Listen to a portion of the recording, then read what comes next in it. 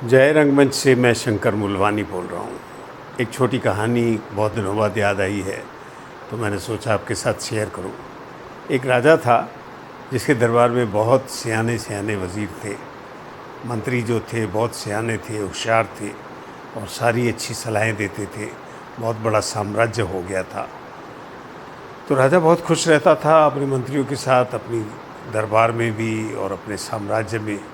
अचानक राजा को ध्यान आया कि भाई एक ऐसा भी मूर्ख किस्म का मंत्री होना चाहिए, या एक ऐसा कोई मस्खरा जो हंसाने वाला हो, ऐसा होना चाहिए ताकि हमारा भी अच्छा कभी कभी जो है ना, अच्छे मूड में बैठे हैं, टाइम अच्छा पास हो जाए। तो राजा ने एकदम से अपने लोगों को भेजा और मुनादी भी करवा दी कि भाई ऐसा कोई आदमी चाहिए जो राजा को हंसाता रहे और मूर्ख तरह का एक इंसान हो। जो मतलब राजा चाहता था वो उसको फिर राजा को ढूंढ के ले आए और उसको राजा के पास ले आए और मिलाया।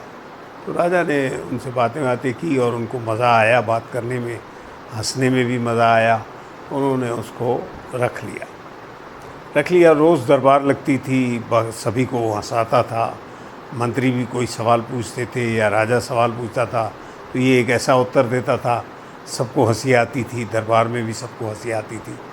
तो राजा ने एक अच्छा नायाब सा एक ताज बनवाया, जिस पे मूर्ख इंसान वाला ताज बनवा के और उसको पहना दिया और कहा कि भाई तुम बहुत अच्छा हमारे लिए एक एंटरटेनर हो, एक हमारे लिए अच्छा वक्त हमारा बिताते हो।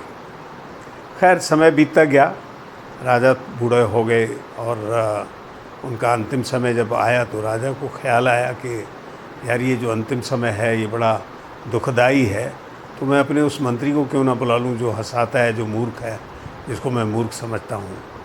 और उसको बुला लिया। तो राजा ने 2-4 सवाल पूछे तो उसने वो जवाब दिया। राजा हंसा खिलखिला के। फिर राजा ने उसको कहा कि भाई तुम ऐसा करो, मैं तो हमेशा सवाल पूछता हूँ दरबार में भी और हंसता हूँ, आज तुम मेरे से कोई सवाल पूछो तो मैं आपको जवाब दूंगा। तो उस राजा के हिसाब से जो मूर्ख मंत्री था उसने कहा कि राजा साहब आप यहाँ इस संसार में कितने टाइम के लिए आए हो? कहता है वही 72-75 साल। उसके बाद अब मैं बीमार हूँ, अब चलने का वक्त आ गया है। तो कहता है बस इतने समय के लिए आए हो? और जहाँ आप जाओगे कहाँ जाओगे आप? कहते भाई ऊपर भगवान के पास जाऊँगा। कहते वहाँ कितना टाइम रहोगे? कहते भाई वहाँ तो हमेशा रहना है, क्योंकि ये तो जन्म जन्म का खेल है। एक जन्म में आए, थोड़े टाइम के लिए आए, फिर वापस वहीं जाना है, तो वो तो परमानेंट जगह तो हमारी वही है। तो उस मूर्ख मंत्री ने कहा कि राजा साहब गुस्ताखी माफ़, ये मेरा जो ताज है ना उतार के राजा के सर पे डाल दिया और कहा असली हकदार इसके आप हो। तो राजा ने कहा वो क्यों? कहा भाई ऐसा है कि जहाँ आपको थोड़ा टाइम रहना है, टेम्पररी रहना है, थोड़े समय के लिए रहना है, वहाँ तो आपने इतना बड़ा साम्राज्य इकट्ठा किया, मंत्री रख लिए, धन दौलत इकट्ठी कर ली, सब कुछ कर लिया। जहाँ आपको परमानेंट जाना है वहाँ के लिए आपने क्या रखा है अपने पास? तो राजा कहता है भाई वहाँ के लिए कौन रखता है, मैं क्या रखूँगा? कहते नहीं राजा साहब, ये इस जो ताज के है ना हकदार आप इसलिए हैं, आपको वहाँ के लिए इकट्ठा करना चाहिए। ये जो मोह माया में फंसा रहता है ना कि मेरे बच्चे, इनको मिलेगा, ये मिलेगा और पैसे इकट्ठे कर लिए, मेरे बुढ़ापे का सहारा होंगे। यहाँ थोड़े वक्त के लिए आए हैं, जहाँ ऊपर जाना है, जहाँ परमानेंट रहना है, वहाँ के लिए आपने कुछ दान करिए, कुछ सच बोलिए, कुछ अच्छे कार्य करिए जिससे दुनिया खुश हो, लोगों का भला करे।